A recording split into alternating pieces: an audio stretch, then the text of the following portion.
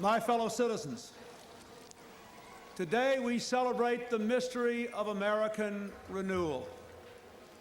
This ceremony is held in the depth of winter, but by the words we speak and the faces we show the world, we force the spring.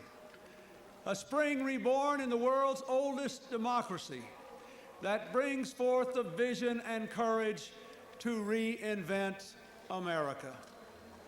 When our founders boldly declared America's independence to the world and our purposes to the Almighty, they knew that America, to endure, would have to change. Not change for change's sake, but change to preserve America's ideals: life, liberty, the pursuit of happiness. Though we march to the music of our time, our mission is timeless. Each generation of Americans must define what it means to be an American. On behalf of our nation, I salute my predecessor, President Bush, for his half-century of service to America.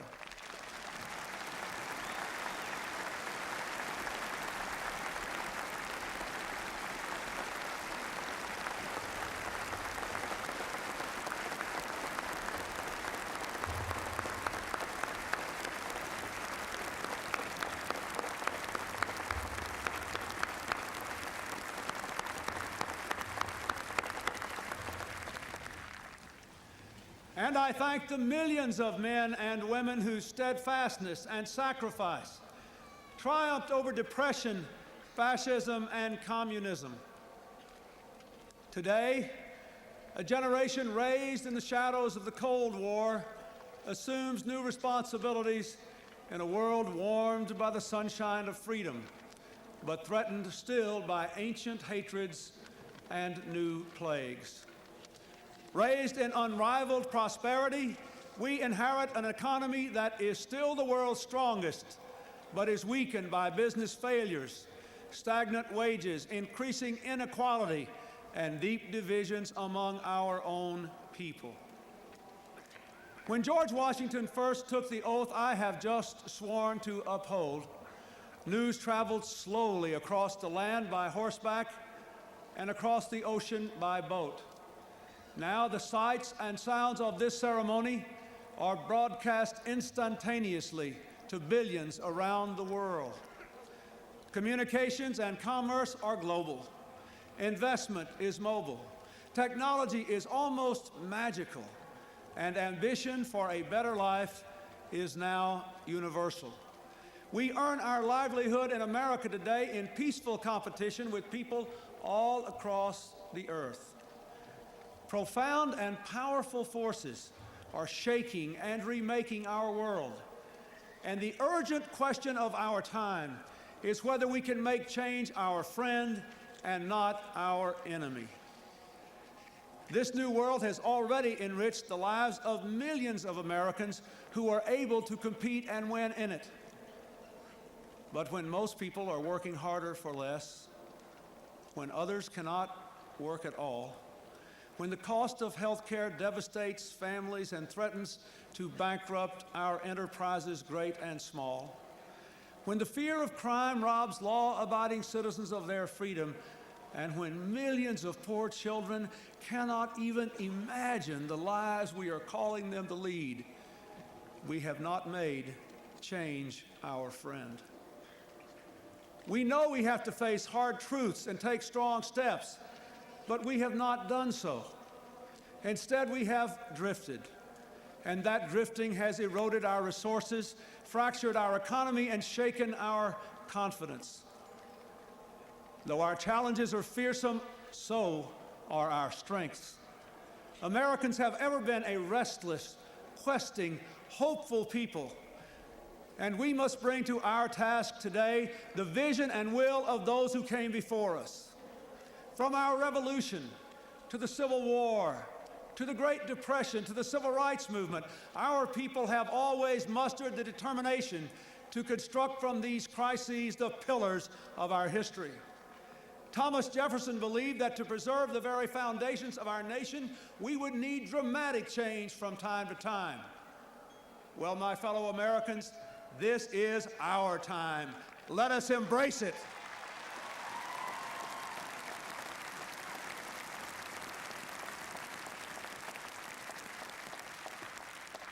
Our democracy must be not only the envy of the world, but the engine of our own renewal. There is nothing wrong with America that cannot be cured by what is right with America.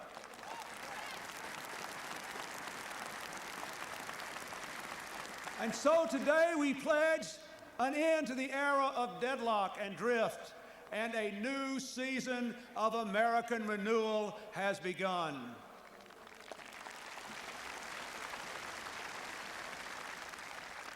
To renew America, we must be bold.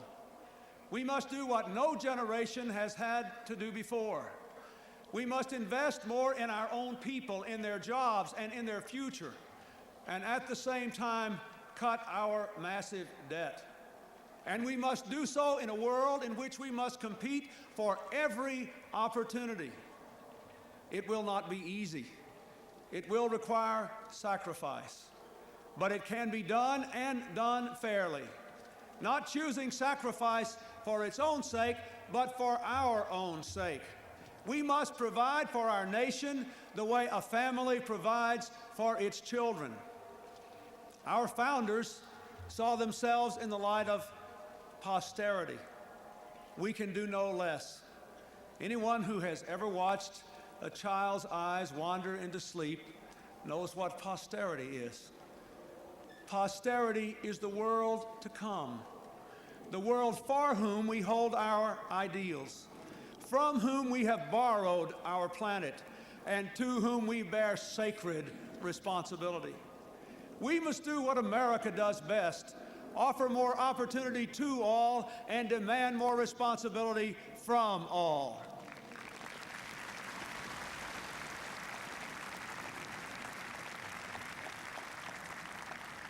It is time to break the bad habit of expecting something for nothing from our government or from each other.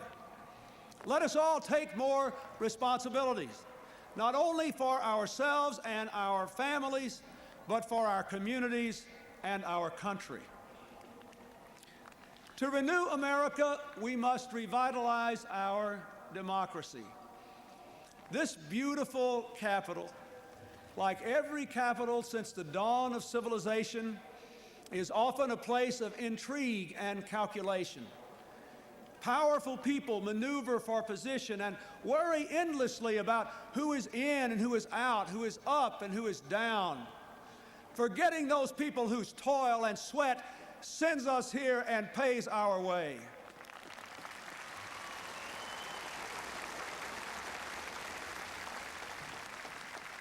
Americans deserve better.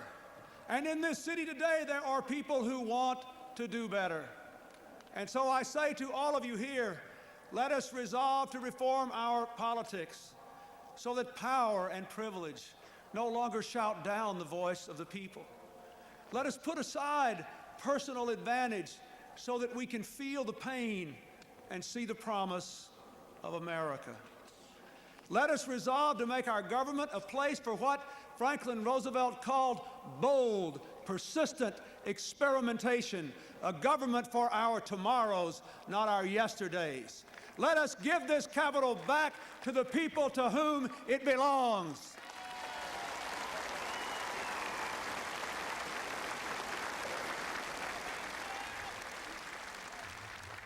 To renew America, we must meet challenges abroad as well as at home. There is no longer a clear division between what is foreign and what is domestic. The world economy, the world environment, the world AIDS crisis, the world arms race, they affect us all. Today, as an old order passes, the new world is more free but less stable. Communism's collapse has called forth old animosities and new dangers. Clearly, America must continue to lead the world we did so much to make. While America rebuilds at home, We will not shrink from the challenges nor fail to seize the opportunities of this new world. Together with our friends and allies, we will work to shape change lest it engulf us. When our vital interests are challenged or the will and conscience of the international community is defied, we will act. With peaceful diplomacy whenever possible, with force when necessary. The brave Americans serving our nation today in the Persian Gulf, in Somalia, and wherever else they stand are testament to our resolve. But our greatest strength is the power of our ideas, which are still new in many lands. Across the world, we see them embraced and we rejoice. Our hopes, our hearts, our hands are with those on every continent who are building democracy and freedom. Their cause is America's cause. The American people have summoned the change we celebrate today. You have raised your voices in an unmistakable chorus. You have cast your votes in historic numbers, and you have changed the face of Congress, the presidency, and the political process itself. Yes, you, my fellow Americans, have forced the spring. Now we must do the work the season demands. To that work I now turn with all the authority of my office. I ask the Congress to join with me. But no president, no Congress, no government can undertake this mission alone. My fellow Americans, you too must play your part in our renewal. I challenge a new generation of young Americans to a season of service, to act on your idealism by helping troubled children, keeping company with those in need, reconnecting our torn communities. There is so much to be done. Enough indeed for millions of others who are still young in spirit to give of themselves in service too. In serving, we recognize a simple but powerful truth. We need each other, and we must care for one another. Today, we do more than celebrate America. We rededicate ourselves to the very idea of America. An idea born in revolution and renewed through 2 centuries of challenge. An idea tempered by the knowledge that but for fate, we, the fortunate and the unfortunate, might have been each other. An idea ennobled by the faith that our nation can summon from its myriad diversity the deepest measure of unity. An idea infused with the conviction that America's long, heroic journey must go forever upward. And so, my fellow Americans, as we stand at the edge of the 21st century, let us begin anew with energy and hope, with faith and discipline, and let us work until our work is done. The Scripture says, "And let us not be weary in well-doing, for in due season we shall reap if we faint not." From this joyful mountaintop of celebration, we hear a call to service in the valley. We have heard the trumpets. We have changed the guard. And now, each in our own way, and with God's help, we must answer the call. Thank you, and God bless you all.